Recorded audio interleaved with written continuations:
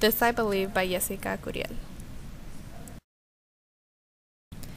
I believe everyone deserves a second chance, because people can change. I know because I have seen it happen. When I was younger, my dad was not what you consider to be number one dad. He was always in and out of jail, doing drugs, or just nowhere to be found. He would leave for weeks, and out of the blue just come back. I felt like we were puppets to him. I felt like he was playing with our emotions. It was hard to see him go, but what hurt me the most was to see how bad it hurt my younger sister, Melissa. When I was 10 years old, my dad was going to be put in prison in a different state for 2 years. I knew I wasn't going to see him for a long time, but I was kind of used to it.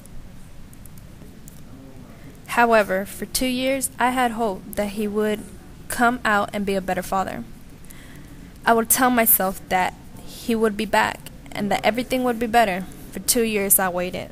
For 2 years, I counted down every single day. For 2 years, I counted down every single hour, every single minute to the day he was out.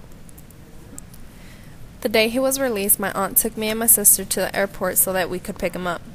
We were at the gate, and I was nervous because I wasn't sure if I would remember what he looked like. Although when I saw him, it all came back to me. I ran into his arms. I felt happy and excited he was with us. I felt everything was going to be how it should have been 2 years back.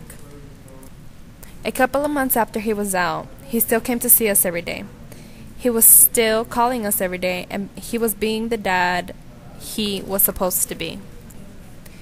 He took us to the beach in the summer, and that is when it all changed.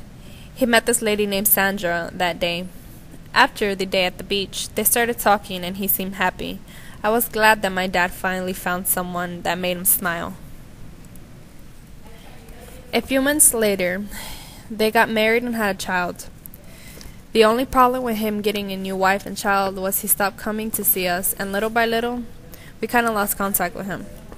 For a while, it was like that. He went back to being the bad father he was in the first place.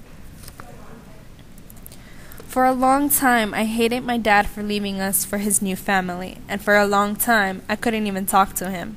Years passed by, and I got older, and I completely cut him out of my life. My mom would always tell me that no matter what he did, he was always going to be my dad, and I had to forgive him someday.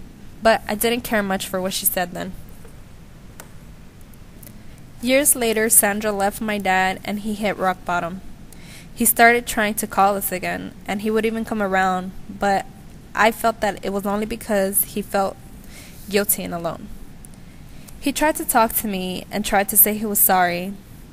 I was so angry that all I could say to him was that I didn't care much for his pity, and if the only reason he was coming around was because he felt bad, then he might as well just leave.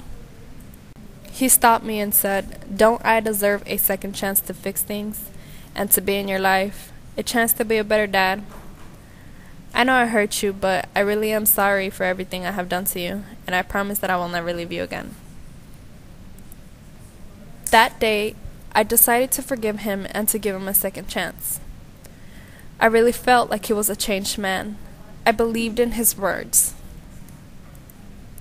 From that day on, there doesn't go a day he doesn't call or a week he doesn't come to visit. I do believe everyone deserves a second chance because people can change.